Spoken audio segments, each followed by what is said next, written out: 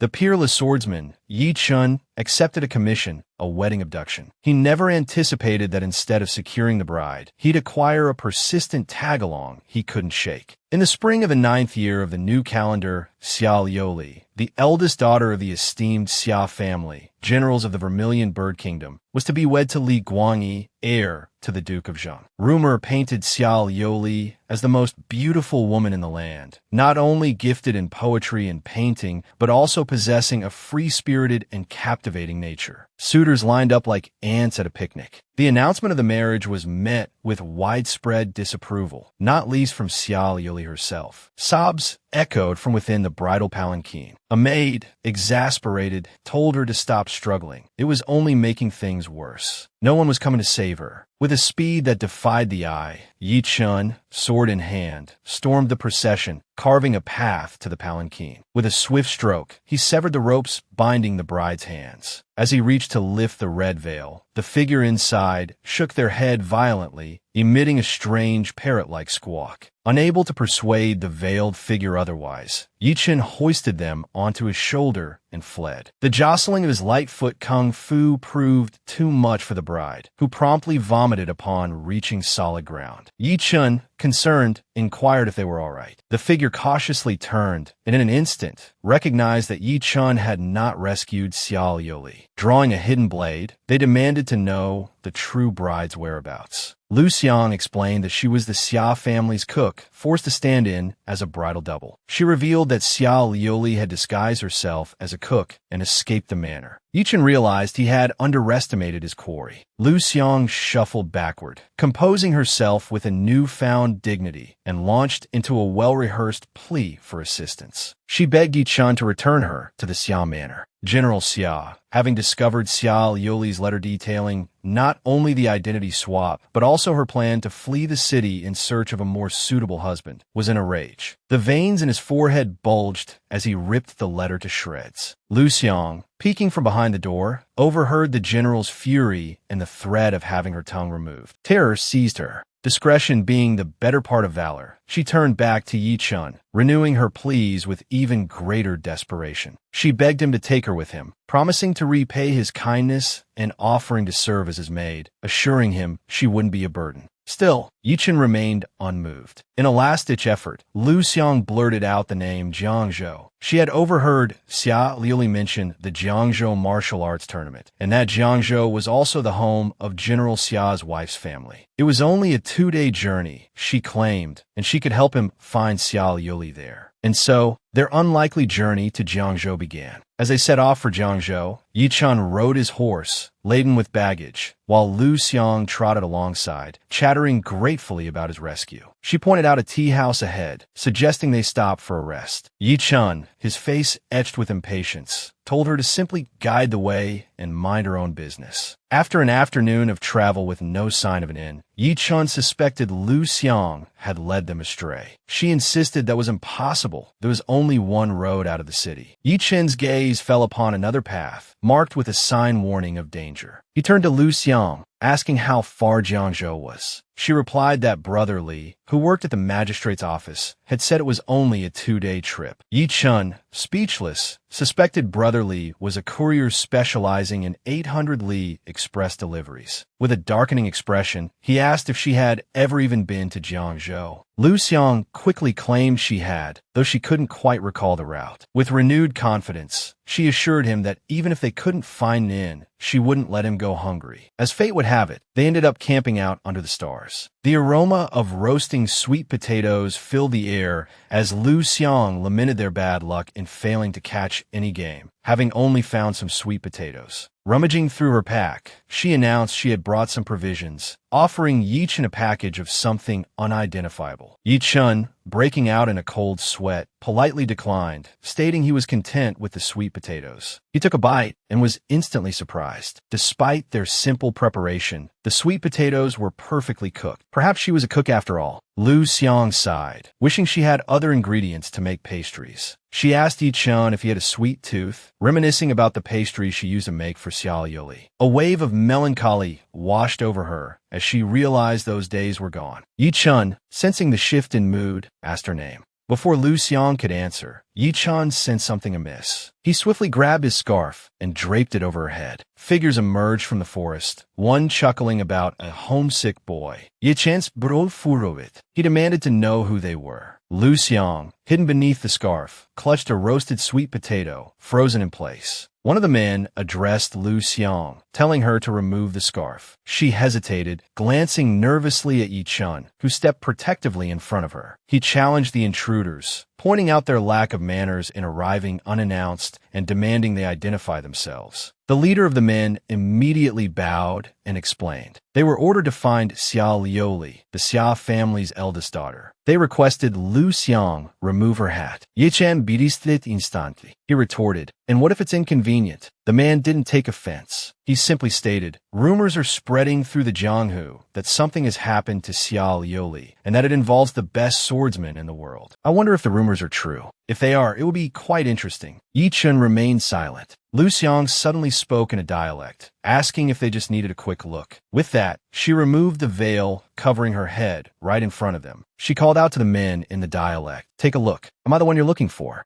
The man immediately bowed and apologized to Lu Xiang, admitting they had made a mistake. Seeing them leave, Lu Xiang breathed a sigh of relief. She felt fortunate that they were only looking for Xia Liuli. She hadn't expected people from the Jianghu to be so reasonable. Yi-chan remarked that not everyone was like that. He then gestured to her veil. Lu Xiang looked and discovered a throwing dart stuck in it. Thinking back, she guessed that Yi-chan had placed the veil on her head to block the dart. Her legs went weak with fright. She trembled, bewildered as to why anyone would do such a thing. Yi-chan explained that Xia Liuli knew martial arts and would have been able to dodge such a dart. He added that these men weren't sent by General Xia. As he spoke, he pulled the dart from the veil. Lu Xiang stared at the dart and asked, "Are there others looking for Xia Liuli?" Yi-chan explained the rumor that Xia Liuli was the reincarnation of the vermilion bird, and whoever found her would gain control of the world. He suspected there were likely more people searching for her than just these few. He was more concerned, however, that General Xia and the Duke of Zheng had used the staged abduction of the bridal palanquin to divert attention and make him the target. Lu Xiang instantly broke out in a cold sweat. This meant she might be hunted down as Xia Liuli. Holding the dart between his fingers, Yi-chan confirmed that they were now in a dangerous situation. Lu Xiang suddenly felt the full weight of the Jianghu's treachery. She wanted to go home. Yi-chan suddenly asked, "Was that Jiangzhou dialect you were speaking just now?" Lu Xiang froze. He suspected she was trying to escape back to Jiangzhou and had deliberately involved him, fearing something might happen along the way. He asked her if Xia Liuli was truly in Jiangzhou. Lu Xiang earnestly told Yi-chan that as long as he was still looking for Xia Liuli, she would accompany him to the end, no matter where it led. Yi-chan was speechless. Lu Xiang's words hadn't dispelled his suspicions. He reminded her that it was getting late and they should rest. Lu Xiang went to the small river to fill her water bottle. Suddenly, she noticed a basket floating on the surface. She retrieved the basket, guessing it contained medicinal herbs. An old man on the opposite bank pointed at the basket in Lu Xiang's hands and claimed it as his. However, a river separated them. Lu Xiang decided to take the basket across to him. Just as she was about to reach the other side, she slipped and fell. At the crucial moment, the old man caught the basket of herbs. Lu Xiang, however, tumbled into the river, wringing the water from her clothes. She asked the old man for directions to Jiangzhou. After she left, the old man realized she looked familiar. Just then, the old man's two disciples arrived, panting and out of breath. Looking at their winded state, he grumbled about the declining physical condition of the younger generation. He then proceeded to scold them, pointing out that one fainted at the sight of blood and the other was afraid of snakes. Neither was reliable. Finally, he gave each of them a knock on the head, and the matter was dropped. Yi-chan noticed Lu Xiang's wet skirt. She explained that she had fallen into the river and met an old man from Jiangzhou who told her that after Twin Fiends Pass, they would reach a post station. However, Twin Fiends Pass was infested with mountain bandits. Lu Xiang suggested taking a detour through Bai Village to avoid Twin Fiends Pass. When Yi-chan refused the detour, she argued that the bandits were cunning and would set traps. He immediately rapped her on the head with an arrow, blaming her for leading them astray and putting them in a time crunch. At that moment, a merchant caravan also arrived at Twin Fiends Pass. The driver asked the merchant if they should take a detour. The merchant lifted the curtain, noticed two unsuspecting individuals ahead, and instructed the driver to slow down and let the fools scout the path. Yichen observed the terrain of Twin Fiends Pass, noting it was easily defensible and indeed a good place for traps. He decided to see what tricks the bandits had up their sleeves. Quick as lightning, a net dropped down from above. But for him, this was child's play. He swiftly sliced the net to shreds. Lu Xiang warned him that the bandits often used a series of traps and that there were likely more to come. Sure enough, the next moment, he fell into one of the bandits' chain traps, plummeting into a deep pit. He managed to brace himself with an arrow, preventing a painful landing. He asked Lu Xiang if there was anything else she hadn't told him. One of the bandits looked at him with feigned concern, explaining that if their trap failed, they'd be surrounded. If their target didn't die from a fall, they'd toss down some knockout powder and drag him away. Just then, the rest of the bandits emerged from the forest surrounding them. Their leader decided Lu Xiang knew too much about their methods and couldn't be left alive. Lu Xiang turned and offered a nervous chuckle, suggesting they talk things over. At that moment, Yichen began to stir. Still groggy, he heard Lu Xiang offering a jar of wine to the bandit leader, thanking him for taking care of his brother. Yi Chun was utterly bewildered, completely unaware of the gravity of the situation. 3 hours earlier, he had fallen into the bandits' trap and been knocked unconscious. The bandits had intended to rob a merchant caravan, but had mistakenly captured them instead. Lu Xiang, captured by the bandits, spotted Yi Chun in the pit, also unconscious from the knockout powder. One of the bandits recognized Yi Chun as a runaway servant from General Xia's manor. He'd even seen the wanted poster with a bounty of 500 taels. The bandits assumed Yi Chun was a runaway concubine, muttering about how he wasn't even that attractive and questioning the 500 tael bounty. Because of Yi Chen's evident martial arts skill, they decided to bury him alive to eliminate any future trouble. Hearing the bandits' plan to bury his benefactor, Lu Xiang immediately protested, yelling at them to stop and claiming they were coming to join their ranks. He insisted they'd regret killing Yi Chun. The bandit leader, skeptical about their supposed intention to join them, questioned Lu Xiang further. Lu Xiang immediately launched into a flurry of flattery, claiming they had offended General Xia and had no choice but to flee and seek refuge with the bandits. Intrigued, the bandit leader asked what they had done to warrant such drastic action. Lu Xiang fabricated a story about witnessing General Xia's shameful secret, a penchant for wearing women's clothing. He continued, claiming the enraged General Xia had threatened to cut out his tongue,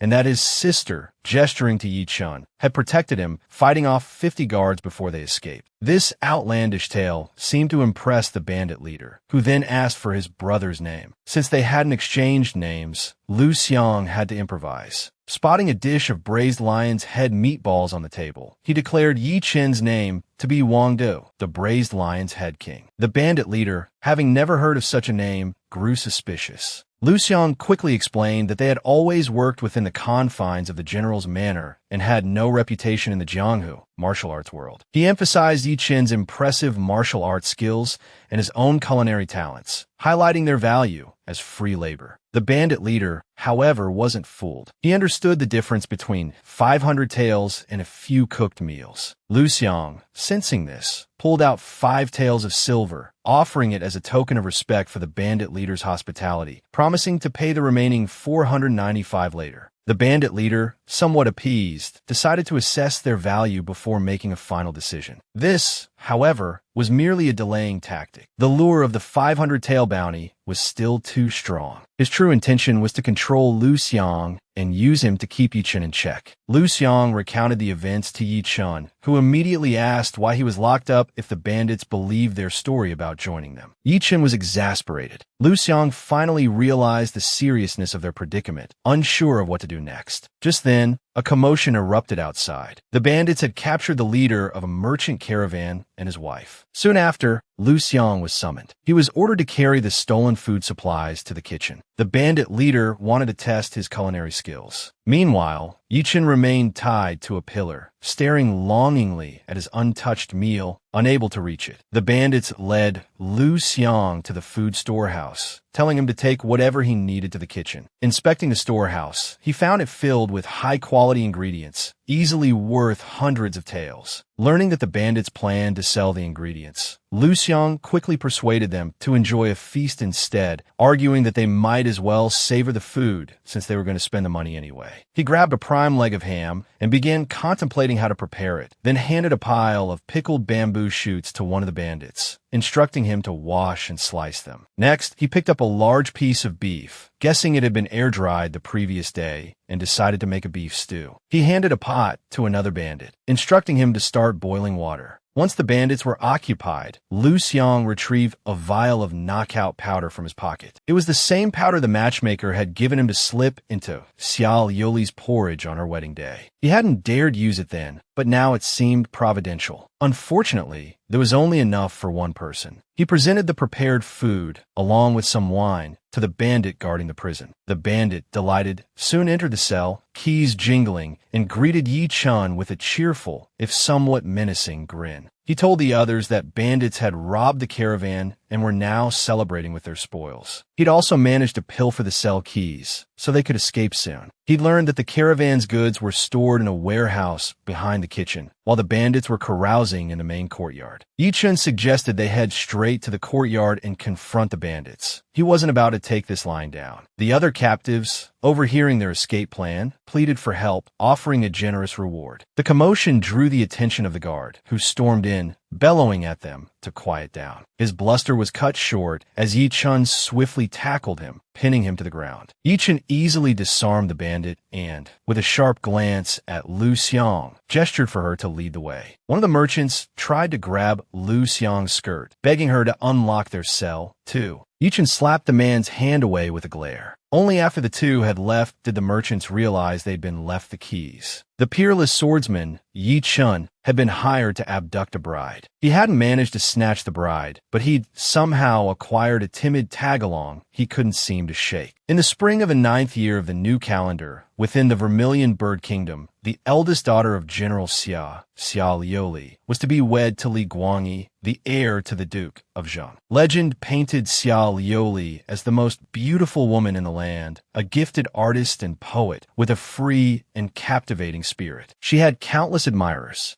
The announcement of the marriage had been met with widespread disapproval, not least from Xia Liuli herself. Sobs emanated from the bridal palanquin. A maid snapped at her to stop struggling. It was pointless. No one was coming to save her. With blinding speed, Yi Chun, sword in hand, stormed the wedding procession. He reached the palanquin, his blade flashing, severing the ropes that bound the occupant. When he reached to lift the red veil, the figure inside shook their head frantically, emitting squawking sounds. Seeing their reluctance, Yi Chun hoisted them onto his shoulder and carried them away. The jostling made the figure, Xia Liuli, vomit. She collapsed on the ground, and Yi Chun anxiously asked if she was all right. She cautiously looked up at him. He was immediately recognized as not being Xia Liuli. A sword was drawn, pointed at him, demanding to know Xia Liuli's whereabouts. Lu Xiang explained that she was the Xia family's cook, forced to impersonate the bride. She revealed that Xia Liuli had disguised herself as a cook and fled the manor. Yi Chun realized he'd underestimated her. Lu Xiang shuffled back, composing herself, and launched into a pitiful plea, hoping Yi Chun would return her to the Xia manor. General Xia, having discovered Xia Liuli's letter, learned of the identity swap and his daughter's plan to find a more suitable husband. Furious, he ripped the letter to shreds.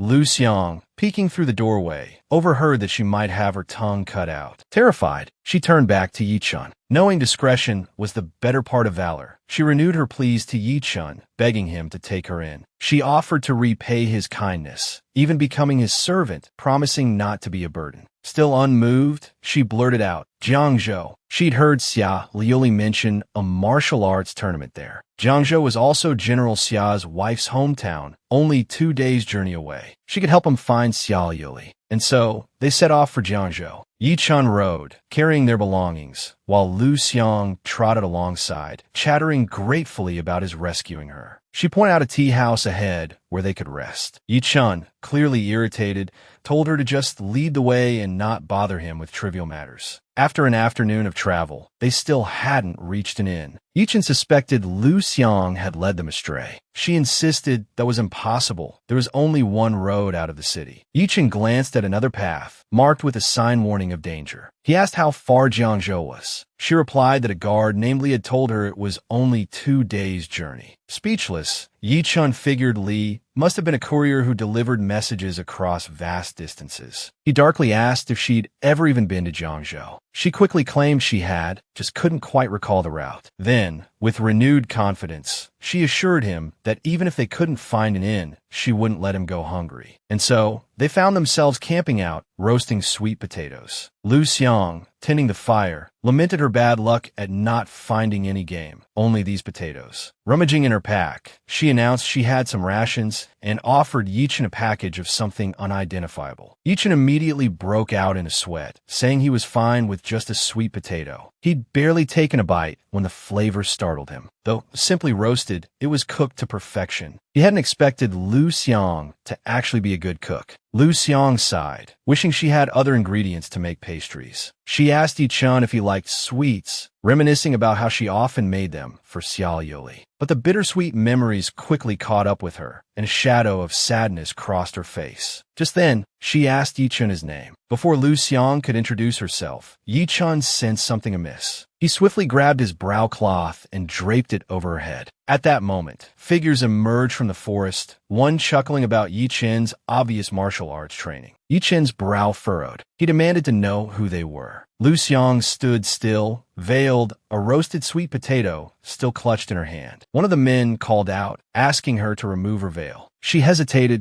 glancing at Yi Chun. He immediately stepped in front of her, demanding that the uninvited guests at least identify themselves. The leader of the group bowed, explaining they were searching for Xiao Yoli, the missing daughter of the Xia family, and requested that Lu Xiang unveil herself. Yi Chen's anger flated. And what if she doesn't? He retorted. The man remained unfazed. Rumors are swirling through the Jianghu about Xiao Yoli's disappearance, he explained. They say it involves the realm's greatest swordsman. Whether the rumors are true or not, he continued, it certainly makes things interesting. Before Yi Chun could respond, Lu Xiang spoke up in a dialect, asking if they simply needed to see her face. With that, she removed her veil in front of the man. Speaking in the same dialect, she asked if she was the one they sought. The leader immediately bowed in apology, admitting they had made a mistake. As the men departed, Lu Xiang breathed a sigh of relief. She was grateful they were only looking for Xiao Yoli. She hadn't expected people from the Jianghu to be so reasonable. Yi Chun pointed out that not everyone was like that and gestured to her veil. She then noticed a throwing dart embedded in the fabric. It dawned on her that Yi Chun had shielded her with the veil. Her legs went weak. She stammered, bewildered as to why anyone would attack her. Yi Chun explained that Xiao Yoli was skilled in martial arts and would have easily dodged such a dart. He added that these men weren't from General Xia's forces. He pulled the dart from the veil. Lu Xiang stared at it, asking if others were also searching for Xiao Yoli. Yi Chun explained the rumors of Xiao Yoli being the reincarnation of the vermilion bird, and how whoever found her would supposedly gain control of the realm. He suspected many more were searching for her. He was more concerned that General Xia and the Duke of Zheng had used the hijacked bridal palanquin as a diversion, making Lu Xiang the target. Lu Xiang broke into a cold sweat. This meant she could be hunted as Xiao Yoli. Yi Chun, holding the dart, grimly confirmed they were in a dangerous situation. The Jianghu suddenly felt incredibly treacherous. She wanted to go home. Yi Chun abruptly asked if she had been speaking the Jiangzhou dialect. She froze. He suspected she was trying to flee to Jiangzhou and had brought him along for protection, fearing the journey. He asked if Xiao Yuli was truly in Jiangzhou. She earnestly told him that as long as people were searching for Xiao Yoli, she would stay with him, no matter where it led. Yi Chun was unconvinced. Lu Xiang's words hadn't dispelled his suspicions. He suggested they rest, as it was getting late. Lu Xiang went to the river to fill her water skin. She noticed a basket floating on the surface. Retrieving it, she guessed it contained medicinal herbs. An old man on the opposite bank pointed to the basket, claiming it as his. Separated by the river, Lu Xiang attempted to return it. Just as she was about to reach him, she slipped. At the last moment, the old man caught the basket. Lu Xiang tumbled into the river. Wringing out her wet clothes, she asked the old man for directions to Jiangzhou.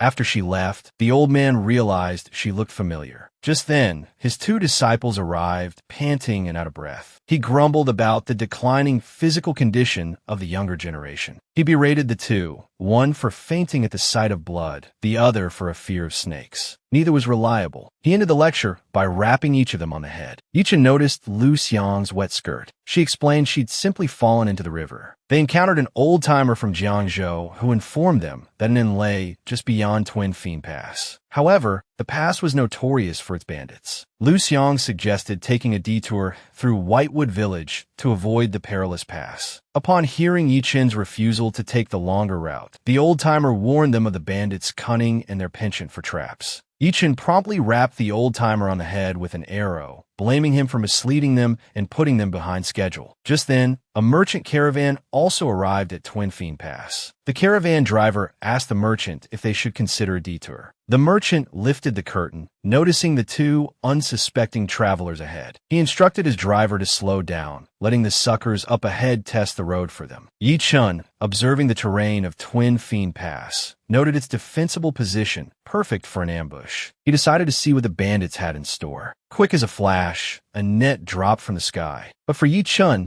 this was child's play. With a few swift moves, he sliced the net to shreds. Lu Xiang warned him that the bandits often use combination attacks, and that there were likely more traps ahead. Sure enough, in the next instant, Yichen plummeted into a pit, another of the bandits' traps. He managed to brace himself with his arrows, saving himself from a painful landing. He asked Lu Xiang what else she hadn't told him. Looking at him with concern, she explained that if they fell for the trap, they'd be surrounded, and if they survived that, the bandits would toss sleeping powder into the pit to subdue them. By now, the bandits had emerged to surround them. The bandit leader, realizing Lu Xiang was far too familiar with their tactics, decided they couldn't be left alive. Lu Xiang turned, offering an awkward smile and suggesting they talk things over. Yichen, now awake, groggily heard Lu Xiang offer a jar of wine to the bandits, thanking them for taking care of her brother. He was utterly bewildered, still unaware of the gravity of the situation. 3 hours earlier, he had fallen into the bandits' trap and been drugged unconscious. The bandits, intending to rob the merchant caravan, had mistakenly captured them instead. Lu Xiang, seized by the bandits, discovered Yichen unconscious in the pit, also drugged. One of the bandits recognized Yichen as a kitchen servant from General Xia's manor. He had also seen the wanted poster with a bounty of 500 taels. The bandits assumed Yichen was a runaway concubine, scoffing that he wasn't much of a beauty to be worth such a sum. Because of Yichen's impressive fighting skills, the bandits decided to bury him alive to eliminate any future threat. Hearing that they planned to bury her benefactor, Lu Xiang immediately protested, yelling at them to leave him alone. She claimed they were defecting. Killing Yichen would be a decision the bandits would surely regret. The bandit leader, hearing the word defecting, was highly suspicious. Lu Xiang quickly launched into a stream of flattery, explaining that she and her brother had offended General Xia and had no future in the city, hence their decision to defect. The bandit leader, intrigued, asked what they had done to warrant such drastic measures. She fabricated a story about witnessing General Xia's shameful secret, a fondness for wearing women's clothing. Enraged, General Xia had threatened to cut out her tongue.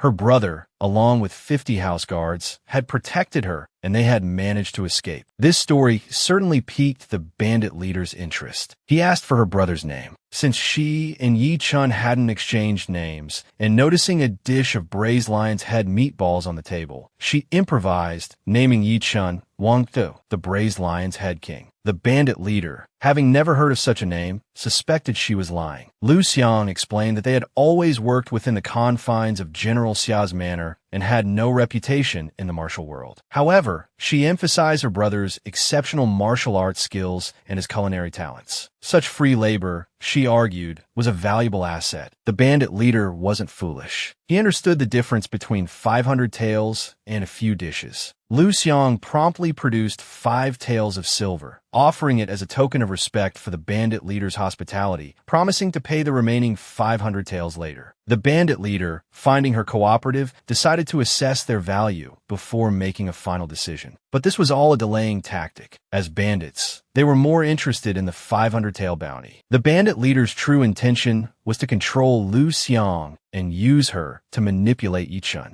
Lu Xiang explained the situation to Yi Chun, who immediately questioned why he was locked up if they believed their story about defecting. Yi Chun was completely exasperated. If the bandits truly believed they were defecting, they wouldn't have imprisoned him. Lu Xiang finally realized the gravity of their predicament, unsure what to do. Just then, a commotion erupted outside. The bandits had captured the merchant and his wife. Soon after, Lu Xiang was summoned by the bandits and ordered to carry the stolen food to the kitchen. The bandit leader wanted to test his culinary skills. Yi Chun stared at his meal, his hands bound tightly to a pillar, the food tantalizingly out of reach. Meanwhile, the bandits led Lu Xiang to the storehouse where they kept their provisions, instructing him to bring whatever he needed to the kitchen. Lu Xiang surveyed the storehouse. It was a treasure trove of fine ingredients, easily worth hundreds of taels of silver. Learning that the bandits intended to trade the food for money, he quickly intervened, suggesting they indulge themselves instead. To illustrate his point, he grabbed a prime leg of cured ham and began contemplating how best to prepare it. Handing a bandit a jar of pickled bamboo shoots, Lu Xiang instructed him to wash and slice them. He then selected a large piece of beef, likely air-dried from the previous day's slaughter, with the intention of making a rich beef stew. He passed a pot to another bandit, instructing him to start boiling water. Once the bandit was occupied, Lu Xiang slipped a small vial of sleeping powder from his sleeve. It was the same powder the matchmaker had given him to slip into Xiao Yoli's porridge on her wedding day. He hadn't dared use it then, but now it would finally serve its purpose. Unfortunately, there was only enough for one person. He presented the finished dish, along with a flask of wine he'd found, to the bandit guarding the cell. The bandit, delighted, accepted the offering. Soon enough, the drugged bandit swaggered into the cell, keys jangling, greeting Yi Chun with a cheerful grin. He explained that the bandits were celebrating a successful raid on a merchant caravan and that he had managed to pilfer the cell keys. They could escape soon, he declared. Learning that their belongings were in the storehouse behind the kitchen and that the bandits were carousing in the main courtyard, Yi Chun proposed they confront the bandits directly. He wasn't about to let them off so easily. Overhearing their escape plan, the captured merchants cried out, pleading for help and offering a handsome reward. The commotion attracted the attention of the bandit guarding the entrance, who barked at them to be quiet. In a flash, Yi Chun had the bandit pinned to the ground, disarming him effortlessly. He glanced back at Lu Xiang, a sharp look in his eye, and gestured for him to lead the way. One of the merchants reached out, grabbing at Lu Xiang's robe, begging him to unlock their cell. Yi Chun slapped the man's hand away with a glare. After the pair had left, the merchants discovered a set of keys lying on the floor. Meanwhile, 3 bandits stood guard over the storehouse, drinking and congratulating their leader's cunning in capturing the caravan. Their attention soon turned to Yi Chun's belongings. Judging by the quality of his sword and horse, they assumed the contents of his luggage must be equally valuable. They began unwrapping the multiple layers protecting the chest. What they found inside left them speechless, their faces frozen in horror, followed by a collective shriek of terror. The thought of facing 50 or 60 bandits with only their swords filled Lu Xiang with dread, but Yi Chun was resolute. Seeing Lu Xiang's fear, Yi Chun told him to wait outside. Without another word, he slipped behind the building, promising to treat Yi Chun like an ancestor if he spared his life. Yi Chun, overhearing this, couldn't help but feel a little insulted, as if the bandit were cursing him. Inside, the bandit leader was still savoring the delicious meal,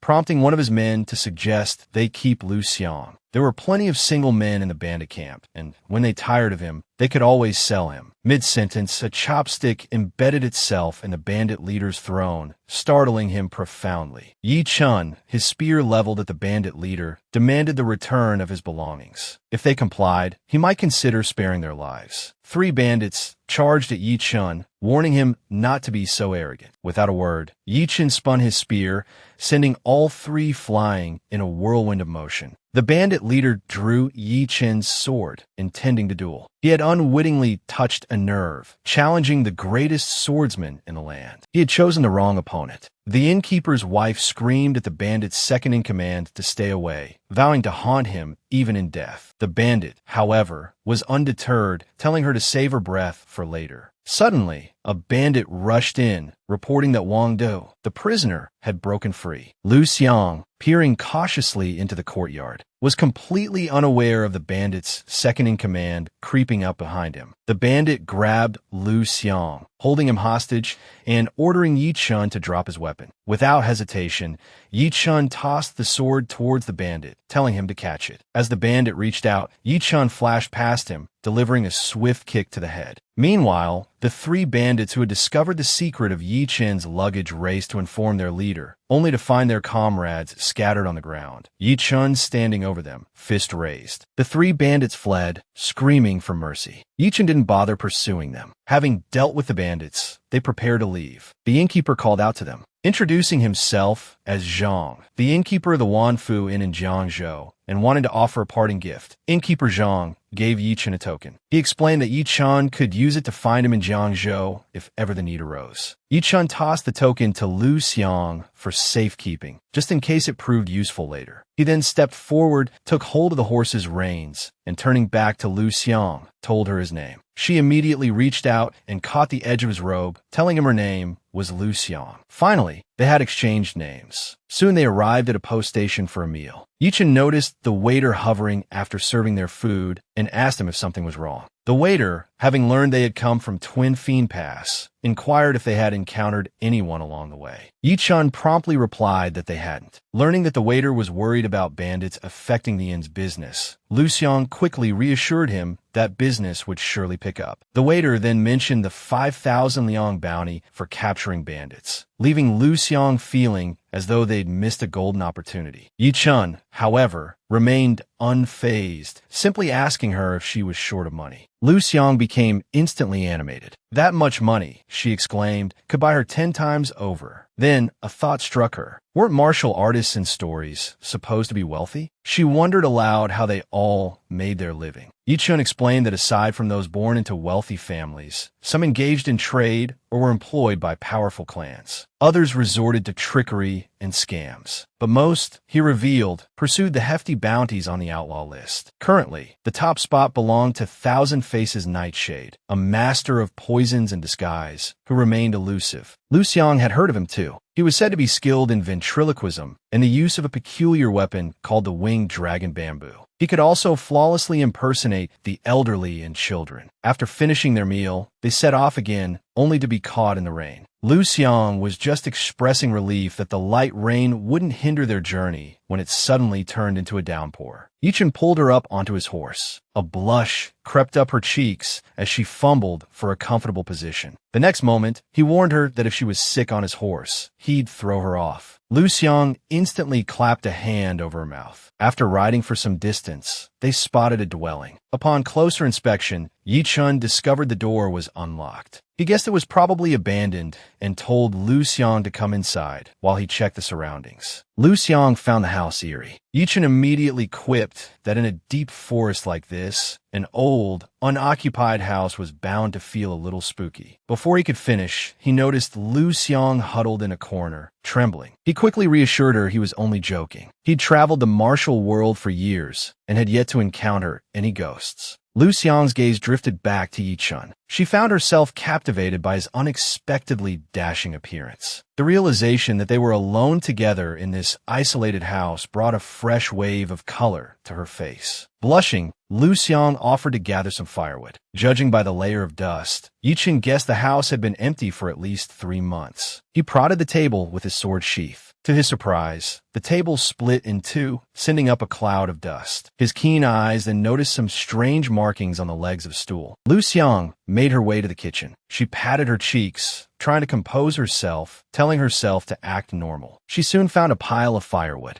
As she reached for the wood, she felt something underneath. Pulling the pile apart, she uncovered the skeletal remains of a small child. She screamed in terror. Yi Chun, still examining the markings on the stool leg, heard Lu Xiang's cry. He instantly appeared behind her, catching her as she stumbled. He hadn't expected this either. Lu Xiang collapsed into his arms, too frightened to speak coherently. He told her to wait outside while he gathered the wood. Taking a candle for light, he examined the remains, guessing they belonged to a male infant, about a year old, who had likely been dead for several months. Lu Xiang had barely voiced her desire to leave when a deafening clap of thunder echoed outside. Yichen hadn't wanted to stay, but now it seemed they had no choice. They would have to spend the night in the main hall and leave at first light. Lu Xiang tearfully agreed. By now, Yichun had changed into dry clothes, and Lu Xiang had started a fire. Her own clothes were soaked. Yichun suggested she wear his. When she vehemently refused, he threatened to leave her behind if she caught a chill and delayed their journey. Knowing she wouldn't dare venture elsewhere to change, he thoughtfully held an umbrella over her and told her they would take turns keeping watch. He then turned and lay down on a pile of straw. Lu Xiang, changed into his clothes, sat by the fire, tending to it and drying her own, but soon drifted off to sleep. Startled awake, Lu Xiang realized the rain had stopped, but he quickly understood that wasn't what had roused him. Peering out the window, he saw a pair of eyes drawing steadily closer. Suddenly, hands appeared behind him, clamping around his throat. He cried out in terror, a sound that sent the tiger outside the window, scrambling away. Yichun, watching the tiger flee, remarked that he'd been spared the effort of fighting it off. His prank, however, had nearly frightened Lu Xiang out of his wits. A young boy, hand in hand with Lu Xiang, ran through a bustling street. The crowd separated them, leaving Lu Xiang panicked and alone. A stranger's hand gripped his shoulder. He turned to see a man wearing a demonic mask. Lu Xiang jolted awake, realizing it had all been a dream. Dawn had broken, and the fire had died down. He immediately called out to Yi Chun, who was counting something by the door. Lu Xiang insisted that a ghost had truly appeared last night. Yi Chun, blushing, looked away and told him to check his clothes. After adjusting his clothing, Lu Xiang continued to recount his ghostly encounter, convinced that only a ghost could teleport and erase memories. Finding the explanation too cumbersome, Yi Chun suggested he'd simply caught a chill while having a nightmare. After repeated questioning yielded the same answer, Lu Xiang finally relaxed, reassuring himself it was just a dream. Yi Chun urged him to pack up and get moving. As they were nearing Jiangzhou, Lu Xiang suddenly stopped him, saying there was something he needed to do. He buried the infant's bones beside the house and placed a handful of chrysanthemums on the small grave, hoping the child would be reborn into a good family and spared from harm. Yi Chun, however, suggested the child hadn't been murdered. He'd seen bloody handprints on the legs of the bench, suggesting someone, gravely wounded, had lifted it to defend against the child's attacker. While the child had been hidden, the hiding place wasn't particularly secure, suggesting it wasn't a deliberate attempt to conceal a body. Yi Chun theorized that a wild animal had broken into the house, and the occupant, to protect the child, had hidden them and lured the beast away, never to return. The house's remote location meant no one would have thought to search the woodshed, leaving the child to starve. Though just a theory, Lu Xiang couldn't help but weep, kneeling by the grave and wishing someone had found the child sooner. Lu Xiang remained somber as they traveled. Yi Chun, finding the silence unusual, tried to lighten the mood, but his words came out as a complaint about Lu Xiang's slow pace. Realizing his blunder, Yi Chun's expression darkened, which Lu Xiang misinterpreted as a need to relieve himself. Lu Xiang heard the bells from across the river. Once they crossed, they would be in Jiangzhou. Riding ahead, Yi Chun noticed Lu Xiang falling behind and suggested they rest. Lu Xiang, though breathless, insisted he was fine. The next moment, he tripped on a small stone. Yi Chun told him to be quiet and rest. Lu Xiang then realized his shoes were worn through. Worse, he had no replacements. Yi Chun suddenly appeared behind him, noticing the blisters on his feet. Lu Xiang yelped, calling him a pervert and ordering him not to look. Yi Chun, however, scooped him up, saying there was no shame in showing a little vulnerability. Blushing, Lu Xiang told him to turn around. Seeing Yi Chun's confusion, he repeated his request, quickly shifting his feet to the other side before allowing Yi Chun to turn. Noticing Lu Xiang's sullen expression, Yi Chun asked what was wrong. Lu Xiang explained he was reflecting, but quickly realized it was Yi Chun who should be doing the reflecting. He scolded Yi Chun for being so close to another person when he already had Xiao Yoli. He demanded Yi Chun keep his distance from now on. As they continued, Lu Xiang realized Yi Chun rarely asked about Xiao Yoli. Yi Chun replied there wasn't much to ask. Finding her was all that mattered. Lu Xiang shared his plans for the future, settling down in Jiangzhou or elsewhere, finding work,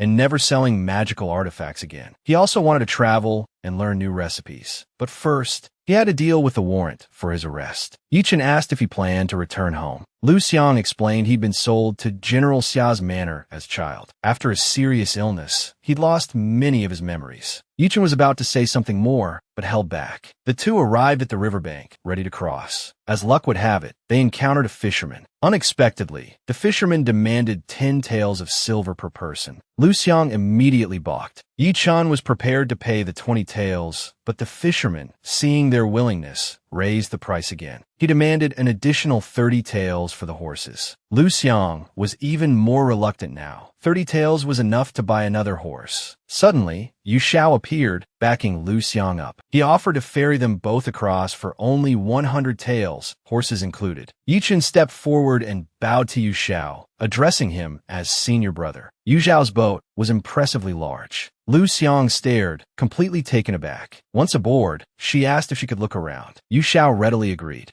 After she left, Yu Xiao immediately jabbed Yi Chun. "Which young lady have you entangled yourself with this time?" Yi Chun quickly explained that it was just a coincidence. They were traveling together due to certain circumstances. Yu Xiao, unconvinced, listed several young women who had previously been linked with Yi Chun. Yi Chun denied them all, warning Yu Xiao against spreading rumors. He then suddenly stopped Yu Xiao, asking him to find a pair of size 6.5 shoes Lu Xiang's had worn through. Yu Xiao's expression turned knowing. He was the only one who understood the situation. Lu Xiang, prone to motion sickness on land and horseback, was naturally also susceptible to seasickness. Yu Xiao thoughtfully brought her a bowl of sour plum soup, fanning her with a smile. He reassured her that seasickness was common for first-time voyagers. Lu Xiang inquired about Yi Chen's whereabouts. Yu Xiao explained that he had asked too many questions about her, and Yi Chun, annoyed, had gone to rest. He then turned back to Lu Xiang, eager for gossip, assuring her he had plenty of patience and was happy to listen. When the boat docked, Yu Xiao went with Lu Xiang to fetch Yi Chun. However, Yi Chun called out, asking them to wait until the following day. He needed a rest. Yi Chun was covered in sweat, blood staining his lips. The poison within him had flared up unexpectedly. Learning that Yi Chun hadn't left his room, Yu Xiao decided to check on him. Passing the kitchen, he spotted Lu Xiang. Since Yi Chun hadn't eaten dinner, she had cooked him noodles. Noticing that the dried meat in the noodles resembled a Yonkuan specialty, Yu Xiao unceremoniously picked up the bowl and took a taste. Finding it quite good, he watched as Lu Xiang prepared to give him the remaining 2 pieces of dried meat. He declined the meat, offering instead to buy the recipe for 100 taels. Lu Xiang countered with 500. They finally settled on 400. Lu Xiang carried the noodles to Yi Chun, urging him to come out and eat. He shouted for her to stay out. Ignoring his protests, she insisted she would enter and promptly forget anything she shouldn't see. She reached for the door, only to find it locked. At this critical moment, Yu Xiao stepped forward and kicked down his own door. They found Yi Chun collapsed on the floor, surrounded by bloodstains. The moment the door burst open, they saw Yi Chun convulsing on the floor. Seeing his junior brother's dire condition, Yu Xiao immediately called for help. Together, they lifted Yi Chun onto the bed and restrained his thrashing limbs. Amidst the chaos, Lu Xiang tried to assist. However, one of Yu Xiao's servants waved her away, deeming her presence a hindrance. Another servant quickly escorted Lu Xiang out, assuring her that their master was a skilled physician and that there was no need to worry. After Lu Xiang left, the servants efficiently removed Yi Chen's clothes and positioned him for acupuncture. Yu Xiao then flicked open his fan, revealing a set of silver needles. With practiced precision, he inserted the needles into the appropriate acupoints. Moments later, the needles began to tremble. A force within Yi Chun seemed to be pushing against Yu Xiao's needles. Yu Xiao's brow furrowed. This was a new development, and he wondered just what powerful enemy his junior brother had crossed. It wasn't until the first light of dawn that Yi Chen's condition finally stabilized. Exhausted, Yu Xiao yawned and opened the door for some fresh air. The next second, he saw Lu Xiang crouched by the doorway. Surprised that she had waited all night, he quickly updated her on Yi Chen's condition. Junior brother's vital energy is severely depleted. There's no telling when he'll awaken, Yu Xiao said, suggesting Lu Xiang get some rest. I'll stay with him. He's in no danger here. Lu Xiang shook his head. With young Master Yi Chen's life hanging in the balance, I couldn't possibly sleep. Yu Xiao then instructed him to prepare some porridge, so it would be ready for Yi Chen when he awoke. Before leaving, Lu Xiang couldn't help but ask, "What illness has befallen young Master Yi Chen?" Yu Xiao smiled. "Just a common heart ailment, acting up. An old problem." The next day, seeing Yi Chen still unconscious, Lu Xiang moistened his lips with water, gently wiping the corner of his mouth afterward. Suddenly, Yi Chen stirred. In his hazy state, he instinctively grasped Lu Xiang's wrist. Upon waking, Yi Chen was puzzled by Lu Xiang's attire. Yu Xiao quickly interjected, "We went to a brothel together." Lu Xiang's face flushed crimson. He stammered, "I only want to find someone." Nothing else happened. He explained that he was desperately searching for his missing mistress and had enlisted Yu Xiao's help. However, due to being a wanted man, he had to disguise himself before venturing out. They showed Xia Liuli's portrait around, asking for information. The likeness wasn't very accurate, so Lu Xiang emphasized,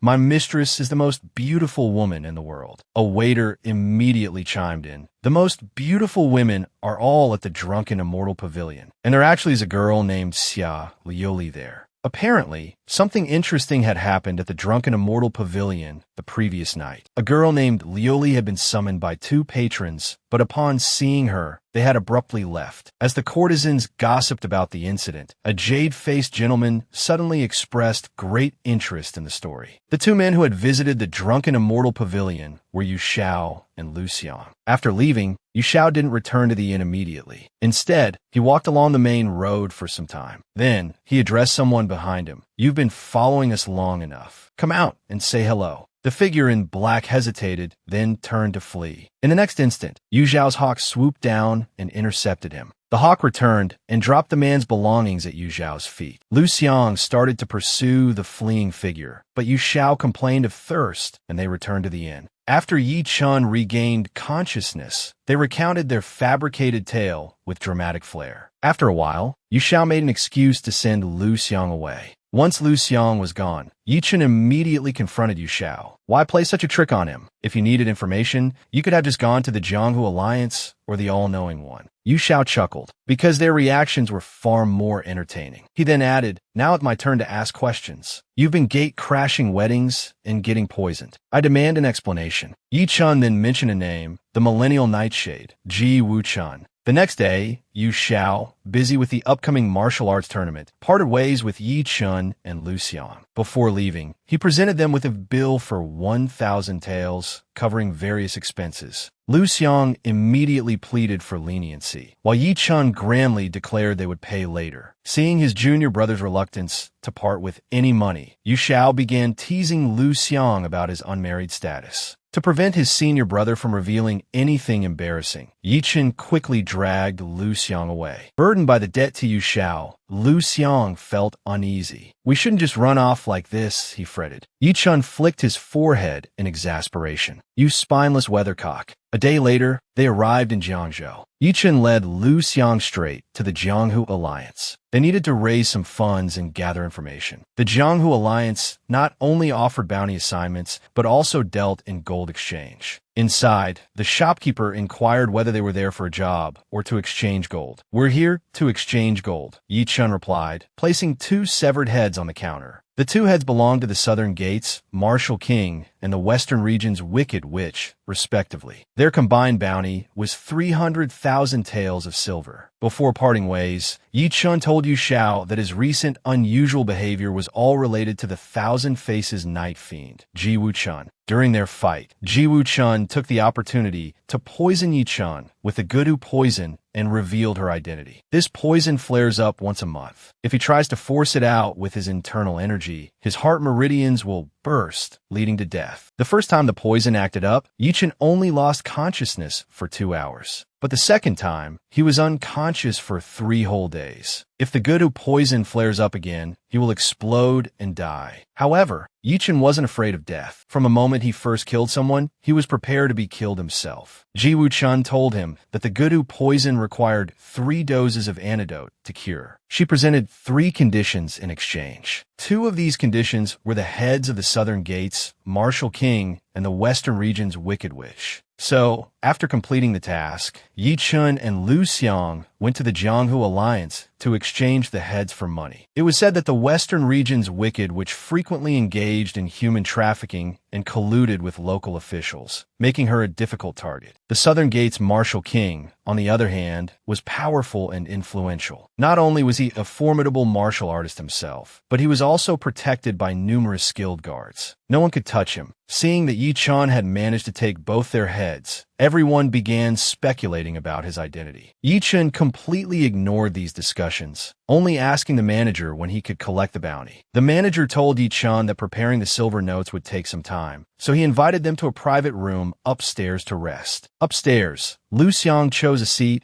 as far away from Yi Chun as possible. He couldn't believe he had spent so many days in the company of two severed heads. A while later, the deputy manager of the Jianghu Alliance's Jiangzhou branch came upstairs. He told Yi Chun that the branch was short on operating funds and couldn't pay out such a large sum at the moment. However, they did have something else to offer as compensation. Yi Chun kicked a table leg, demanding to know what they intended to offer instead. The next moment, the deputy manager placed a bottle of antidote on the table. Seeing the antidote, Yi Chun's face darkened considerably. He sharply questioned where they had obtained it. At first, the man insisted he couldn't divulge the source. However, after being threatened, he quickly relented. He told Yi Chun that the person who gave him the antidote was tall, dressed in red, and had a thin mustache. Hearing this description, Yi Chun immediately realized it was Ji Wu Chun. He rushed out, but there was no sign of her. Returning upstairs, the deputy manager told him that Ji Wu Chun had come by that morning and was long gone. So, Yi Chun agreed to the deputy manager's terms, exchanging the two heads for 2 doses of the antidote. After leaving the Jianghu Alliance, Lu Xiang suggested they inquire about the martial arts tournament. He thought they might find some information about the young miss. As they passed a steamed bun stall, Lu Xiang bought 2 meat buns from the elderly woman running it. The next moment, however, the woman told him that his older brother was looking for him. Hearing this, the coin slipped from Lu Xiang's hand and scattered on the ground. He urgently pressed her for more information, wanting to know more. But the woman fell silent, leaving Lu Xiang utterly confused. Hearing the commotion, the woman's daughter-in-law came out holding a child. She apologized to Lu Xiang, explaining that her mother-in-law was old and a little hard of hearing. Sometimes she would say random, nonsensical things. She hoped they wouldn't mind. And so, the incident ended vaguely and unresolved. However, the encounter made Lu Xiang think of his own brother. He looked at the small fish pendant around his neck, guessing that the old woman had mistaken him for someone else. As they walked, a sudden commotion erupted in the crowd. Seeing this, Yi Chun called out to Lu Xiang, suggesting they go see what the fuss was about. But the next second, he saw a thief snatch Lu Xiang's bag. With a brief instruction, Yi Chun immediately gave chase. Watching Yi Chun's receding figure, Lu Xiang felt a strange sense of déjà vu. He couldn't explain it, but he felt like he had experienced something like this before. After waiting for a while, the horse suddenly became agitated. Lu Xiang tried to hold the reins, but the horse knocked him to the ground. Just then, a handsome young man in purple appeared and offered Lu Xiang a helping hand. Lu Xiang looked up. This wasn't some young master at all. It was clearly his mistress, Xiao Yoli. Seeing that he'd been recognized, Xiao Yoli immediately clamped a hand over Lu Xiang's mouth and dragged him to a secluded spot. Lu Xiang, seeing that his mistress hadn't recognized him, offered a hint, mentioning he was the cook from Duanzhou on the day of the wedding. With that, Xiao Yuli instantly knew who he was. However, Xiao Yuli wasn't pleased by Lu Xiang's sudden appearance, suspecting he'd come seeking revenge. Lu Xiang tried to explain, but just then, a man appeared around the corner. Dressed in blue and green, he exuded a scholarly air, like a bamboo grove in the breeze. A moment later, a melancholic man entered the alley. Wild and unrestrained, his personality was as fiery as autumn maple leaves. Both men seemed to have some deep connection to Xiao Yoli. The scene didn't end there. Seconds later, another man, dressed in yellow robes, came rushing after them. Seeing how popular his mistress was, Lu Xiang couldn't help but worry for Yi Chun. The next moment, however, Yi Chun arrived, leading his horse. Seeing him, Lu Xiang frantically tried to shield the group from view. Despite his efforts, Yi Chun still saw Xiao Yoli and the surrounding men. Strangely, Xiao Liuli recognized Yi Chen instantly, but Yi Chen didn't recognize Xiao Liuli in her male disguise. Lu Xiang tugged at Yi Chen's sleeve, suggesting they find somewhere else to talk. This group of handsome men and beautiful women was drawing far too much attention. Once inside the inn, Xiao Liuli immediately demanded to know why Yi Chen and Lu Xiang were there. Yi Chen still hadn't recognized her. Seeing this, Lu Xiang stepped forward and introduced the young master as the very Xiao Liuli they were searching for. Upon hearing this, Yi Chen immediately moved to take Xiao Liuli away, but she refused. She proposed that if Yi Chen participated in the martial arts tournament and won, then she would go with him. Yi Chen didn't believe her, reminding her that she'd tricked him this way before. Xiao Liuli immediately swore that she would stay in Jiangzhou during the competition and wouldn't go anywhere. Still unconvinced, Yi Chen demanded a guarantee. As he spoke,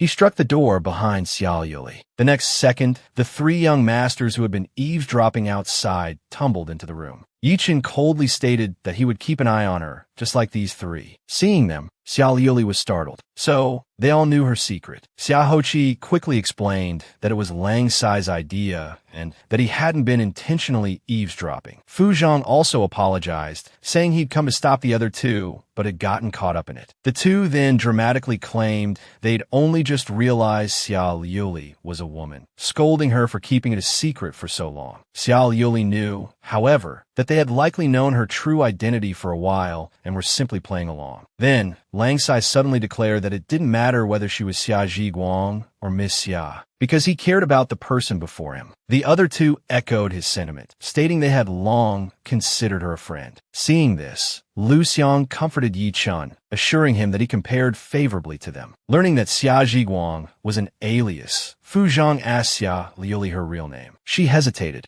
Yi Chen then declared that she was General Xia's daughter. The three men reacted with varying expressions of shock. Xiao Liuli seized the opportunity to reveal that she had run away from an arranged marriage. Upon hearing this, Xia Hoqi immediately offered himself as a potential son-in-law to General Xia. The men began to argue amongst themselves. After a quarter an hour, Xiao Liuli suddenly called for Lu Xiang to leave with her. She needed a maidservant, and Lu Xiang seemed a perfect fit, but Yi Chen stopped them. Seeing him grab Lu Xiang, Xiao Liuli immediately questioned their relationship. Yi Chen declared firmly that their conversation wasn't over. Lu Xiang still had something to say. Hearing this, Lu Xiang suddenly hesitated. The timing didn't seem quite right. Seeing this, Yi Chen encouraged him to be bold, assuring him he had his back. So, Lu Xiang, emboldened, requested a private conversation with Xiao Liuli. After the others left, Xiao Liuli plopped down on a stool, her demeanor haughty as she asked Lu Xiang what he wanted to say. Lu Xiang declared firmly that he hadn't drugged her porridge on their wedding day. Xiao Liuli straightened up, surprised. Then, she said she believed him and admitted she'd been wrong. She offered to compensate him in any way he wished. Without missing a beat, Lu Xiang asked for 400 taels of silver. Xiao Liuli immediately offered him a pair of earrings. The pearls adorning them were imperial gifts from the South Sea, incredibly valuable. To Xiao Liuli's surprise, Lu Xiang didn't accept them. Instead, he presented her with his own small bundle. The money inside, combined with the earrings, totaled 500 taels, precisely the bounty on Lu Xiang's head according to the wanted posters. He asked Xiao Liuli to help him remove the bounty so he could buy his freedom and leave the estate with a clean slate. Xiao Liuli was stunned. Without the protection of the general's estate, a former slave like Lu Xiang would struggle to survive in the outside world. Yet, Lu Xiang's desire to leave was unshakable. He acknowledged that he would be nothing outside the estate walls and might face many dangers. But he wasn't afraid of the unknown. Seeing his resolve, Xiao Liuli didn't try to persuade him to stay. She promised to arrange his emancipation as quickly as possible. Besides, Lu Xiang had no experience serving others. He wouldn't even qualify as a personal servant. Just then, Fu Zhang entered from outside. As a branch leader in Jiangzhou, he could help expedite the removal of Lu Xiang's slave status. Yi Chen, however, didn't trust Xiao Liuli and demanded a written guarantee. Xiao Liuli wanted to object, but the guilt of her past deceptions silenced her. As the standoff continued, Fu Zhang offered Lu Xiang his own token. With this, no official would dare to touch him. Xiao Liuli was deeply apologetic. Lu Xiang, beaming,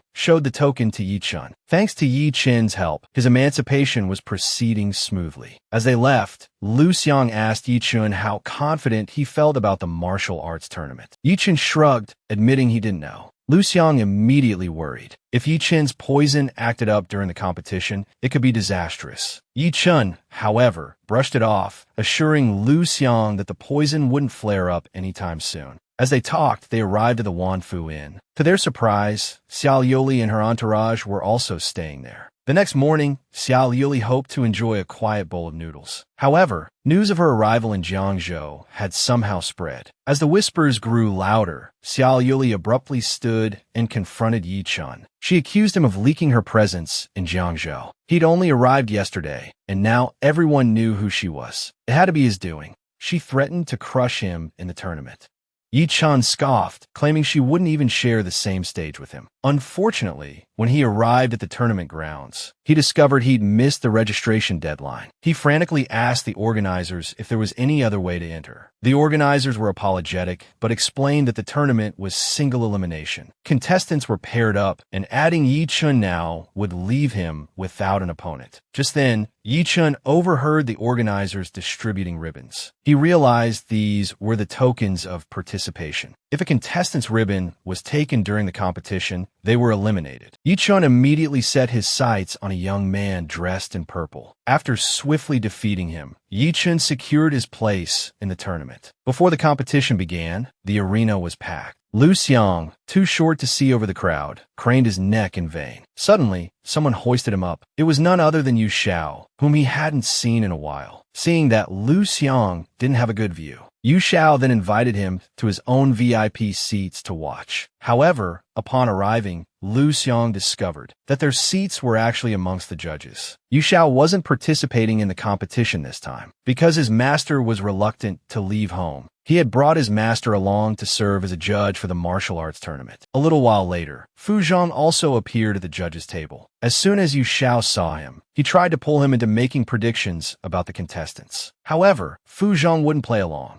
as gambling was strictly forbidden by the authorities. Soon, the martial arts tournament officially began. Seated at the judges' table were the Jianghu Alliance leader, Zhai Quan, the deputy alliance leader, Elder He, third Elder Gui Chengzi, second Elder Yun Chengzi, and Yu Xiao and Fu Zhang. The announcer declared that the tournament would follow an elimination format. Anyone disarmed, knocked down, or surrendering would be declared the loser. As the announcer explained the rules, Yi Chun glanced up at the judges' table. Seeing this, Lu Xiang immediately began waving his hands, cheering his young master on. However, in the next moment, Yi Chun suddenly turned his head away. He had just experienced a sudden pang of anxiety. The first match of the tournament pitted Yi Chun against Hong Ba, a disciple of the Jishan sect. Because of the earlier incident, Yi Chun was worried about a sudden onset of the Gouda poison. In a moment of confusion, he suddenly thought his opponent was Ji Wuchan. Looking closer, Yi Chun realized he'd mistaken the man. He breathed a sigh of relief. After the two exchanged formalities, the match officially began. With the referee's signal, Yi Chun kicked his opponent straight out of the ring. The match was over in the blink of an eye. With unexpected speed, the first round of the martial arts tournament concluded. After his victory, Yi Chun gritted his teeth and declared that he hated people dressed like his opponent. The next contestant was Xia Liuli, disguised as Xia Zhiguang, who also won and advanced to the next round. The third match featured Lang Sai. His fist techniques were on par with those of Shaolin monk. The fourth match featured Xia Hoqi, who effortlessly snatched his opponent's ribbon, securing an easy victory. The judges all marveled at the impressive skills of these young competitors. Among them, Yi Chun stood out the most. So far, no opponent had lasted against him for even the time it takes an incense stick to burn. However, Yu Xiao knew that Yi Chun wasn't as effortlessly in control as he appeared. His internal energy was suppressed by the Gudu poison, forcing him to end his fights quickly. After the day's matches concluded, Xiao Liuli and the others clashed with Yi Chun again. Witnessing this, Lu Xiang didn't intervene. He simply confirmed Yi Chun's condition with Yu Xiao and then left. The next morning, Yi Chen returned to the inn just as dawn broke. Entering his room, he sent someone outside his door. Pushing the door open, he found Lu Xiang standing there. Seeing Yi Chen, Lu Xiang immediately declared that he wouldn't be attending the martial arts tournament today. He had promised Yi Chen that he would stay with him until he found his mistress. Now that promise had been fulfilled. Their paths were likely to diverge from here. He wanted to visit a certain place and then probably find work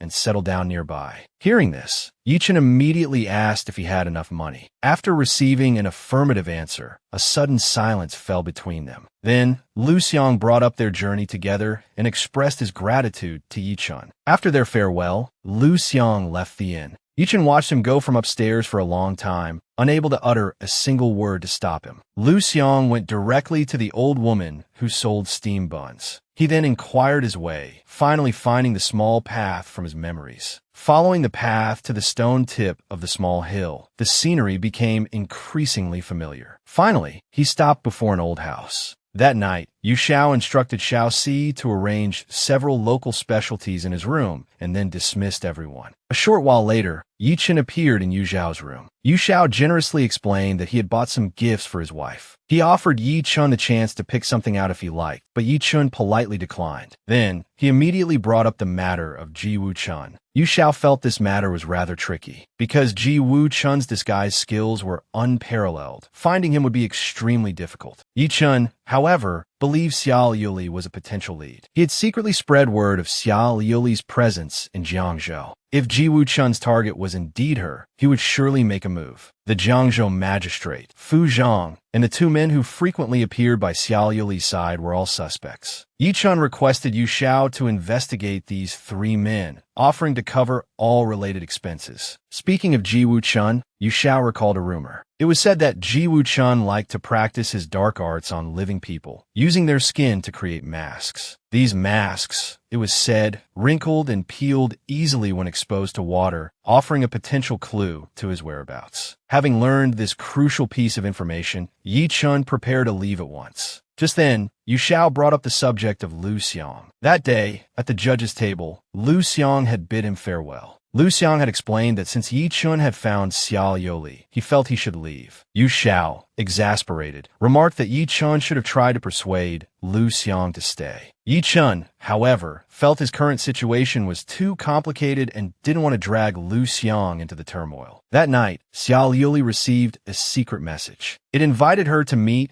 at Jiangbua Pavilion the next day at dawn. However, upon arriving, she discovered Fu Zhang and the others were also present. After a brief exchange, they realized they had all received threats from the same person. Despite this, they decided to proceed to Jiangbua Pavilion across the water to investigate. To their surprise, the boat began to leak halfway across the lake. Xiao Yoli and Fu Zhang, both skilled swimmers, were not in immediate danger. Xia Hoqi, the only one who couldn't swim, was rescued by Lang Sai. As they scrambled back to shore, soaked and disheveled, Yi Chen was waiting, watching them with a knowing smirk. Xiao Yuli immediately demanded to know why he had done this. Yi Chen replied calmly that if he could eliminate them discreetly, he would secure victory in the martial arts tournament. Lang Sai immediately swore revenge, while Xia Hoqi, upon hearing the news, furiously declared his intention to beat Yi Chen to a pulp. Yi Chen carefully scrutinized each of them. Disappointingly, their faces appeared normal. He couldn't help but wonder where he had gone wrong. After a few days of scorn and ridicule, Yi Chen's reputation soared. Tales of his exploits spread throughout the streets and alleys. Unwilling to hear any more about him, Xiao Yuli slammed her window shut. Turning around, she was startled to find Lu Xiang in her room. Instantly alert, Xiao Yuli began searching the inn for Yi Chen. Lu Xiang quickly explained that he and Yi Chen had parted ways several days ago. Short-staffed, the inn had hired him as a temporary worker. Xiao Yuli then recounted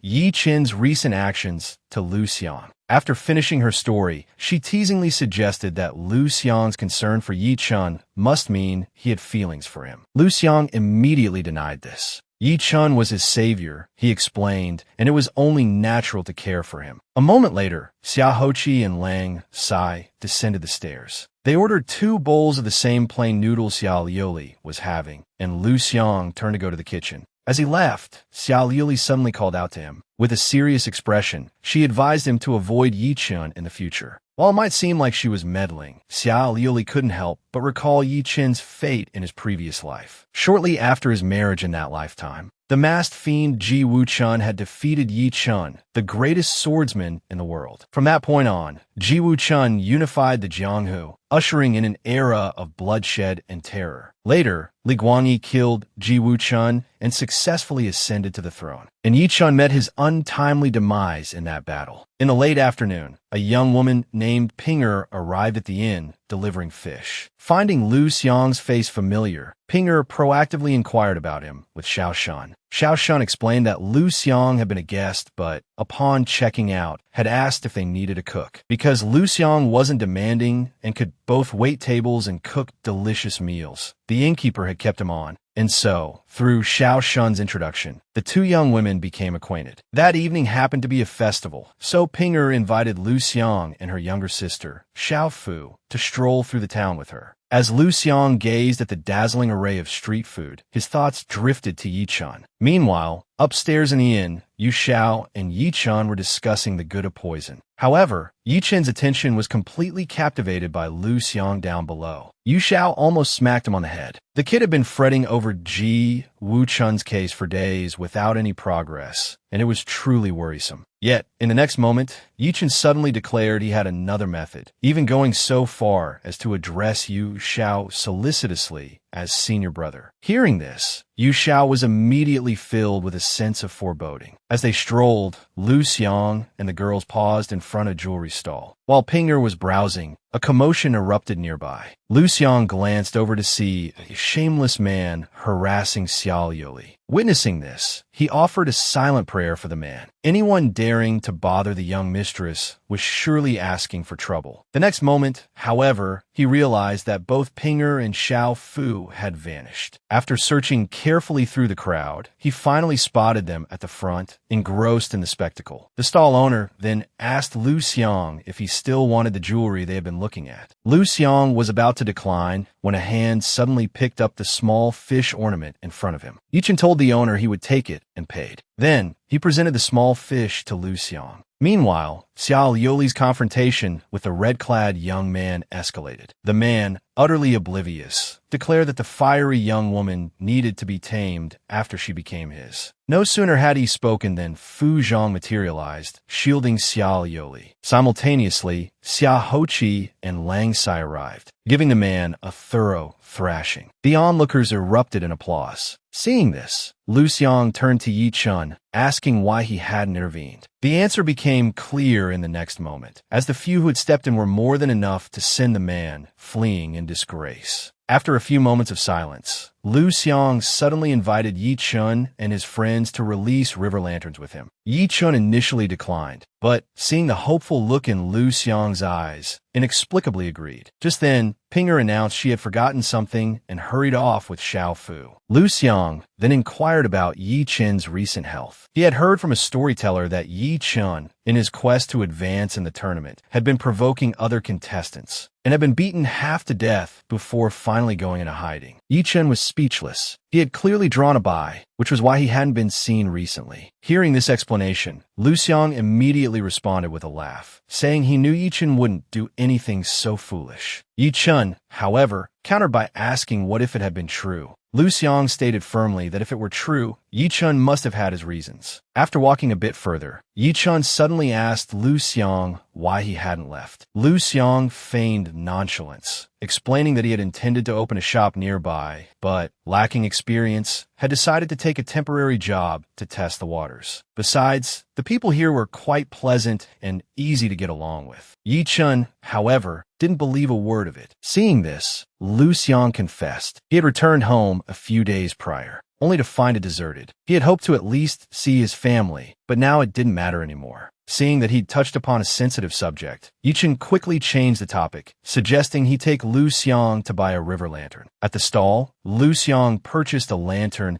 and carefully inscribed his wish upon its delicate paper surface. He then encouraged Yi Chun to do the same, explaining that releasing a lantern was all about finding peace of mind, even if it was just a fleeting thought for oneself. Together, they walked to the riverbank and gently placed their lanterns onto the water. However, in the next instant, Lu Xiang's lantern sank beneath the surface. Yi Chen immediately tried to retrieve it, suggesting that perhaps the lantern was faulty and they could buy another. Yet, every subsequent lantern Lu Xiang purchased met an untimely end. Either the candle mysteriously extinguished itself, or a passing fish bumped it, capsizing the fragile vessel. None managed to float serenely downstream. Yi Chen tried to console him, reminding him that it was just a symbolic gesture for peace of mind and not to take it too seriously. He then offered his own lantern to Lu Xiang. He told Lu Xiang to try again, and if this one sank too, he would take the blame. Lu Xiang accepted the lantern and, with a hesitant glance, asked Yi Chen what his wish had been. To Lu Xiang's surprise, they both wished for the same thing, peace. Just then, Ping Er and the others appeared on the opposite riverbank. Upon seeing them, Yi Chen abruptly announced that he had to leave and strode away from the river. However, after a few steps, he turned back and told Lu Xiang that there was nothing between him and Miss Xia. Lu Xiang was momentarily taken aback, unsure why Yi Chen felt the need to explain himself. A few seconds later, Lu Xiang hurried after Yi Chen. He told him that the 15th of next month was the anniversary of his father's death, and he hoped Yi Chen would join him for a meal. Under Lu Xiang's hopeful gaze, Yi Chen agreed with an impassive expression. Yet, after they parted ways, a blush crept up his cheeks, hidden amidst the bustling crowd. Meanwhile, Xiao Liuli returned to the inn, escorted by her 3 protectors. Seeing the familiar intimacy between Fu Zhang and Xiao Liuli, Xiao Hoqi couldn't help but feel a pang of annoyance. He let out a cold snort, declaring he had something to discuss with Fu Zhang, and abruptly left. Fu Zhang immediately turned to follow, but as he passed Xiao Liuli, he discreetly slipped a bracelet into her hand. She accepted the gift without protest. After her 3 protectors departed, a figure clad in black suddenly appeared and covered Xiao Liuli's mouth and nose. Within seconds, she succumbed to the drug and lost consciousness. The Virun then carried her to a secluded location. He reported to his master that the first stage of the plan was complete. Xiao Liuli would remain unconscious until at least tomorrow evening. The person behind the abduction was none other than Yi Chen Sr., Yu Xiao. He warned his subordinate that this matter must be kept secret from his wife, or they would face dire consequences. The subordinate quickly agreed and asked how they should handle the girl. Yu Xiao instructed him to use any means necessary to ensure Xia Liuli remained out of sight for the next few days. Just then, a junior official, Xiao Si, arrived with several documents. Yu Xiao took one look at the papers, and his face paled. In an instant, he vanished. 10 minutes later, Yu Xiao found Yi Chen on the hotel rooftop. He informed him that the investigation into the 3 individuals he had asked him to look into had yielded results. However, their identities were not simple, and the situation could be troublesome. Fu Zhang was the magistrate of Jiangzhou, appointed 2 years prior. His family held considerable influence in the capital, his grandfather being the former prime minister, Fu Jin. Lang Sai had arrived with the Xuanwu Kingdom's trade delegation to participate in the martial arts tournament. Judging by the deference shown to him, he was likely a member of the Xuanwu royal family. And Xia Hoqi presented the biggest problem. If his suspicions were correct, his true identity was the 5th prince, Li Zongqi. However, aside from their close association with Xiao Liuli, there was nothing else suspicious about them. After discussing official matters, Yi Chen suddenly asked Yu Xiao why he had abandoned martial arts for a life of healing. Yu Xiao chuckled and replied that the world itself was a Jianghu. He mainly feared he was too poor to support a wife. Yi Chen then confided in Yu Xiao about his worries. Lu Xiang had invited him to dinner on the 15th of next month, which was a pleasant prospect. However, if he couldn't find a cure for the good of poison, he might have to break his promise. Yu Xiao could only sigh in response. He admitted that watching the recent martial arts matches had made him restless. He clapped Yi Chen on the shoulder and invited him to spar. After a few exchanges, Yi Chen gained the upper hand. However, just as he thought victory was his, Yu Xiao leisurely drew his silk ribbons from his sleeve. Then, with feigned concern, he called out Lu Xiang's name. The moment Yi Chen's attention wavered, Yu Xiao swiftly executed the divine eagle acupoint hand, freezing him in place. Yu Xiao knew his junior brother well. Though Yichen often appeared effortlessly composed, his mind was always preoccupied. Sometimes, he carried too many burdens, clouding his vision and leading to hesitation that ultimately left him with nothing. He advised Yichun to let go of his worries. Whatever he chose to do, he should simply follow his heart. The next day, the second round of the martial arts tournament officially began. The arena was once again bustling with activity. Unlike their usual relaxed demeanor, Fu Zhang appeared unusually serious today. Meanwhile, Xia Hoqi and Lang Sai frantically searched the crowd. Xiao Yuli had vanished without a trace since that morning. The tournament progressed rapidly. Soon, it was Yin Qiyong and Xiao Yuli's turn to duel. However, despite the referee's repeated calls, Xiao Yuli never appeared. Ultimately, she forfeited her chance to advance due to her absence. The three self-proclaimed protectors finally realized something was amiss. Xia Hoqi, in particular, was convinced that Yi Chun was somehow involved. Meanwhile, Yi Chun was 10 miles away in the desolate countryside. Following the clues he gathered, he had located Lu Xiang's childhood home. Using the pretense of wanting to purchase the property, he inquired about the family who had lived there with the nearby villagers. A young woman told him that a couple had once lived there, but they had both succumbed to illness and died. Some time ago, a young woman had come asking about the homeowners. Upon learning of their deaths, she had left, heartbroken and distraught. An elderly woman suddenly interjected, mentioning that the couple's child was still alive. Perhaps the young woman had been looking for him. Seeing that the young woman he was speaking to was unfamiliar with the details, the old woman began to recount the story of the family who had lived there. They had once had a pair of twins, a boy and a girl. But over a decade ago, the girl had been abducted by human traffickers at the market. The couple, consumed by grief, had eventually passed away. The remaining son, it seemed, had become a Taoist monk. Several other elderly women, relaxing in the shade nearby, chimed in, adding their own fragmented memories to the narrative. However, their advanced age meant their recollections were mostly hearsay. Having pieced together what he could, Yichun immediately returned to the inn where Lu Xiang worked. He told Lu Xiang he needed to speak with him. However, Lu Xiang was swamped with work. So, Yichun ordered a table full of food and waited for him to finish. Suddenly, Xia Hoqi stormed in from behind, demanding to know if Yichun knew Xiao Yuli's whereabouts. Yichun feigned ignorance, claiming to know nothing. However, Xia Hoqi was unconvinced and attacked him. Unfortunately for Xia Hoqi, he stumbled into a table during the scuffle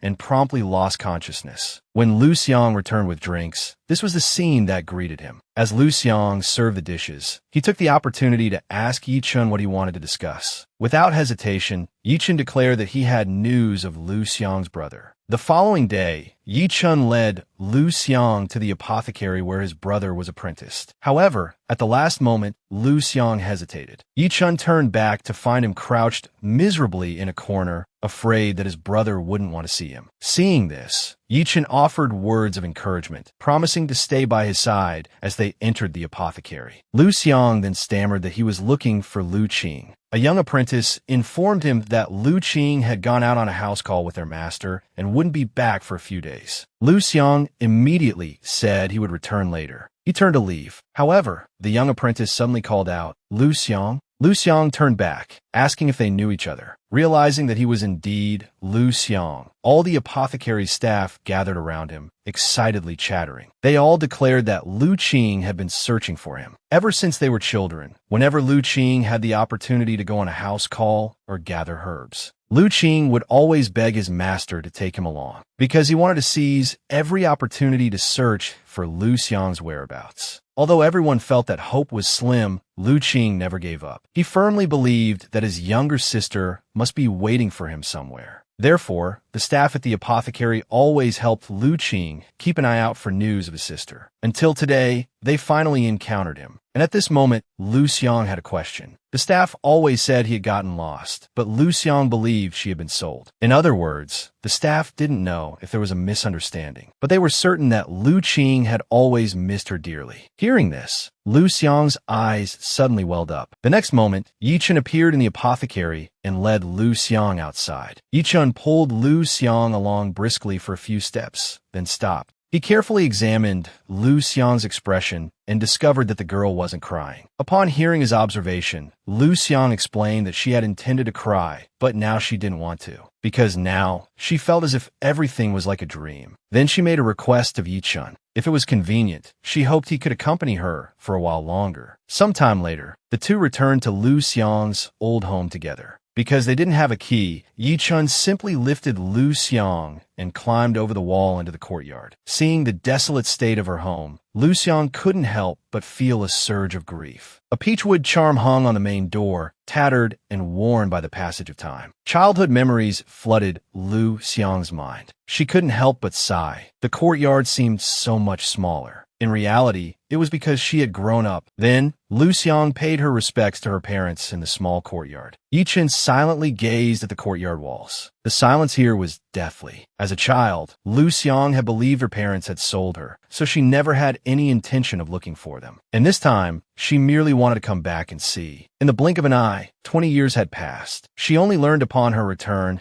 that her brother had always been thinking of her. As she spoke, Lu Xiang began to cry. When she had finally cried her fill, Yi Chun stroked her head and offered a few words of comfort. Then he poured Lu Xiang a cup of wine to welcome her home. After drinking one cup, Lu Xiang said she wanted another. Yi Chun indulgently told her she could have as many as she liked. However, a while later, Lu Xiang became drunk. Childishly, she declared that she wanted to plant herself in the ground so her brother could see her when he returned. Yi Chun pinched Lu Xiang's chin, warning her to be obedient, or else, when her brother returned, they would pull her up and stew her in a soup. However, at this moment, Lu Xiang suddenly declared, "Young master, you're glowing. You're the best person in the world. Even Miss isn't good enough for you. So I hope," she continued, "young master, you must choose someone who loves you. That way, that person will be completely devoted to you, with their heart and eyes only for you." Listening to the young woman utter these words from so close, Yi Chen's heart pounded in his chest. Flustered, he suggested that he must be coming down with something, which was why his heart was beating so fast. However, the next moment, Lu Xiang leaned against him and fell asleep. But at this moment, Yi Chun realized that his Gudu poison was growing more severe. Returning to the inn, Yi Chun placed Lu Xiang on his bed. Then he went next door and booked another room for himself. However, in the middle of the night, Lu Xiang saw Ji Wu Chun's figure by her bedside. She was just about to cry out for help when the man covered her mouth. Then, Ji Wu Chun pricked Lu Xiang's neck with something sharp. She then fell unconscious again. When Lu Xiang woke up the next day, she found herself in Yi Chen's room. She vaguely remembered seeing Ji Wu Chun during the night. However, she mistook it for a nightmare. After going downstairs, Lu Xiang asked Xiao Shun about Yi Chen's whereabouts. Xiao Shun told her that the young master had left early that morning. But the interesting thing was, he had actually booked 2 rooms yesterday. These martial arts heroes were certainly particular. Hearing this, Lu Xiang blushed with embarrassment. That evening, Ji Wu Chun appeared once again in Yi Chen's room. Seeing this, Yi Chen immediately closed the door, preparing to confront him. However, Ji Wu Chun stated that he had come to complete a transaction, not to fight. He demanded that Yi Chun hand over Xia Liuli, the destined girl, in exchange for the final dose of the antidote. Yi Chun, however, countered,